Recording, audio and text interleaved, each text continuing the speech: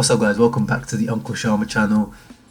2020 is over, crazy ass year for everyone. I think who definitely won't forget it, whether it was personally or football wise for Inter as well. The Europa League final, loads of drama as always with Inter, never boring. But we're here 2021 off the back of 7 wins in a row, and it's time to continue that pressure, that form, hopefully keeping the pressure up on AC Milan right at the top. We're only 1 point behind AC Milan, so hopefully the guys, Antonio Conte, saw his pre-match press conference just before this, and he looks like he's telling the players like there won't be any dropping off in form.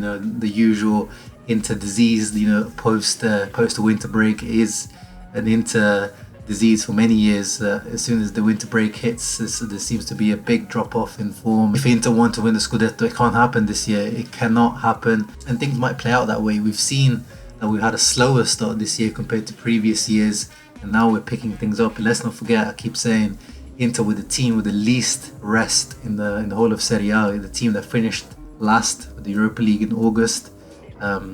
Both Inter and Atalanta, and clearly you see both of them were quite slow starters, as Atalanta as well are starting to pick up form now. So maybe this might be one of those years where Inter now in this 1 week break, Pintus and the Conte's backroom staff maybe got to inject a bit of juice into the players' legs finally, because it did look like Inter had a few issues physically in terms of keeping up the intensity. So maybe this was actually a good break. We were seeing the likes of Barella, Brozovic and De Vrij, the whole back line, Lukaku, Lautaro, these guys playing every single match without a rest. So one thing I want to touch on before I get onto the Crotone preview is Inter released a statement this morning from Steven ZHANG, the big boss straight from China, denying any reports that SUNING, Steven ZHANG, the ZHANG family are looking to sell Inter, which is so good. Putting it to bed, the last couple of days. I don't know if you guys have been following, there's been speculation growing that Inter are looking for a minority shareholder to come in to invest some money in Inter, but also that apparently they've put out the word that they are looking to sell Inter, and ZHANG came out today and just categorically denied it. Big dick energy move, big boss move. And I wasn't worried. I saw some few people online, which is understandable. You start to think, pandemic, everything, but SUNING are a serious firm, serious company that made serious plans into in terms of investment, in terms of long-term view. They put in a young president in charge. They're not just doing that for the sake of it. The pandemic has made things difficult, and also the Chinese government is it's a communist party that's in charge of China, so they have quite a lot of power over firms and businesses. They've kind of put not a stop, but they've reduced the amount of foreign investment that's allowed from Chinese firms, so it does make things difficult for SUNING. That's why they're looking for other shareholders and new investors to come in to help them out, because obviously there's been a lot of reduced income revenue from the pandemic. So it affected everyone, and football's probably been the worst affected industry out of all of them. The stadium revenue, even the TV rights are looking like it's a bit fishy at the moment. It's not like if you're a UK firm and you're investing in the UK government can't really say much to you. The UK government telling you, okay, you guys can't invest abroad, and then you just fuck off, you wanker, do what I want. But China's a bit different. Xi Jinping has got a lot of power, the Communist Party, so we'll see how it develops. But don't worry about SUNING, they're here to stay for a little while still. In terms of the lineup, it's back to the best lineup possible for Inter, pretty much, depending on what you think of individual players. But to me, this is Inter's strongest lineup this year, waiting on Stefano Sensi to actually be ready to start a match. But I think, obviously that back line, Handanovic, Skriniar, De Vrij, Bastoni, that is the starting, quartet. Obviously with Handanovic not great form, you could argue with the Radu, but we've never actually seen Radu at Inter yet. So for now, that's the strongest back line for sure. Brozovic, Barella, Vidal. For me, that's the best midfield. Obviously, as I said, it depends whether Sensi can actually start, because then we can actually see that Sensi, Barella, Brozovic midfield we saw at the start of last season that we still haven't got to see from the start of a match since. I don't know. But I see a lot of people criticising Vidal quite rightly for his Champions League performances. But in the Serie A, he's been a great addition to the team. He's you know, if you're gonna ask me whether you want Gagliardini or Verdao and you pick Gagliardini over him, there's you have some problems. You can't doubt Verdao. You know, obviously we're expecting a few more goal contributions from him because that was the main thing that I was expecting from him, a goal scoring midfielder. So hopefully he can add those things to his game. On the wing backs, obviously Ashraf Hakimi is picking up more and more form, for 4 goals, 3 assists. You know, expecting him to get even better in the second half of the season. On the left is Ashley Young, as we've said. On that left wing back is a big problem. It's the problem position that we need to address in this January window.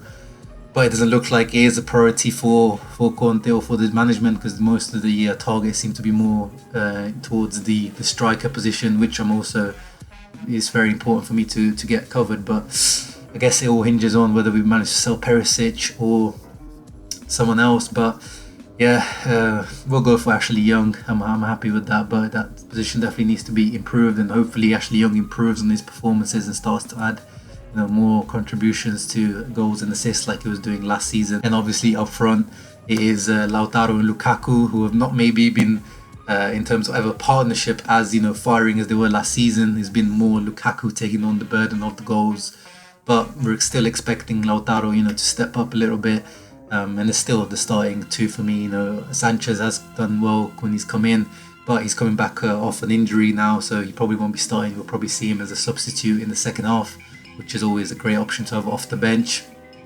Another return from injury, which I'm not sure, I don't think he still will be part of the squad, but Matias Vecino looks like, you know, after Reza Nainggolan's left, he will be taking that spot from Nainggolan. So we'll see how much playing time and how much trust Conte gives him over the next few weeks. Obviously, it will take him some time to get back to, you know, his normal level. But as I've always said, I've always preferred Vecino to Gagliardini marginally. You know, quality-wise, they don't really both, not particularly great, you know, in terms of technique or ability or passing. But Vecino does manage to add a little bit more, you know, better movement in the final third in the box, which Gagliardini has improved, to be fair. And I find him a little bit more useful in terms of, you know, ball carrying ability, and he's got a bit more athleticism about him. In terms of Crotone, we should expect a mirrored 3-5-2 formation from them. That is the formation that they play. Actually, all the teams, a lot of teams that came up, you know, the likes of Spezia we saw against Inter, you know, they play nice football, and Crotone, I like them as well. They're a bit more defensive compared to the likes of Spezia, Benevento. But, you know, all these, you know, the SerieA old, you know, stereotype that these teams, you know, they just play catenaccio is not really true anymore. But the thing is, when they come to the San Siro, when they come to play against Inter, even if they do play nice football, usually they change back to a more defensive system. And that's probably what will happen with Crotone. You know, they'll probably sit back and try to counter-attack. Their two danger men are the strikers, Simi and particularly Junior Messias. So this season has been very impressive. You know, as impressive you can be for a newly promoted team who's second bottom in the league. You know, they concede a lot of goals and they don't really score many goals, but most of them come through Junior Messias. And we saw when I did the poll analysis video, I was so surprised to see Junior Messias. He was right there at the top in terms of, you know, ball carries, dribbles completed, aggressive passing. You know, this guy has been in good form for them, so he's definitely one to watch out for. And usually they do like to press the opposition team to make sure they don't come through the middle, but I'm expecting them to probably sit a little bit deeper in this match. So overall, you know, I'm not expecting a particularly difficult match. You know, they are a pretty bad team this year. You know, them and Torino, I would say they're the two worst teams in the leagues. So I'm expecting a 2-0 victory for Inter. I'm not predicting many clean sheets this year for Inter. But, you know, I feel like, you know, this rest hopefully did the players some good, come back energized, and I feel like there's not that much threat in terms of, you know, pace or counter-attacking ability from Crotone. I probably looked like a fool in the match, but yeah, I feel like Inter can get a 2-0 win. And up ahead, we've got a pretty tricky, you know, few weeks. You know, it was a busy period just before the Christmas break, but it's going to be just as busy coming into this 2021, start of 2021. You know, we've got Crotone first in the 3rd, and then on the 6th, only 3 days later, we've got Sampdoria away. And then on the 10th, we've got a big match against Roma away once again, and then the Coppa Italia in between against Fiorentina away once again, and then obviously on the 17th, the big boy match, the Derby d'Italia against Juventus on the 17th at home. But there's no excuses for this team. If you want to go for the Scudetto, you should be aiming to get a win out of every single one of those matches. At least, you know, 4 wins out of the next 5 matches is a minimum. if you want to keep up there, stay up there with the other Scudetto contenders, especially AC Milan, who just don't seem to be able to lose, but they will lose at some point, I'm sure. And a quick look at the form table. Inter are the informed team in the Serie A with 22 points in the last 8 matches. Best attack in the league, as we said, with 34 goals. Whereas Crotone are the second worst attack in the league, just tied with Parma with only 13 goals. So they don't even score a goal a match in average. And defensively, also the second worst team in the league. So Inter need to win this match. There's no excuse, but you never know.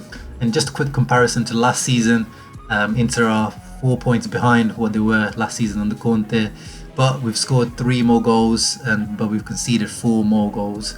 But we're starting to kind of catch up with that defensive record. You know, at the beginning of the season, we definitely were struggling there, but since things have been sorted out defensively, hopefully we managed to keep that number quite low. And then if we continue with that goal scoring ability, we might even end up being the top scoring team in Italy, which we are right now. But yeah guys, let me know in the comments below your thoughts for the Crotone match. I'm predicting a 2-0 win. Let me know your predictions down in the comments below, and as always, make sure to leave a thumbs up and subscribe if you haven't, or into content on a regular basis. Yeah, I'll be seeing you for the post-match, 11:30 AM UK kickoff time, so probably around 2 o'clock I'll be posting my post-match, which hopefully will be positive. Ciao and Forza Inter.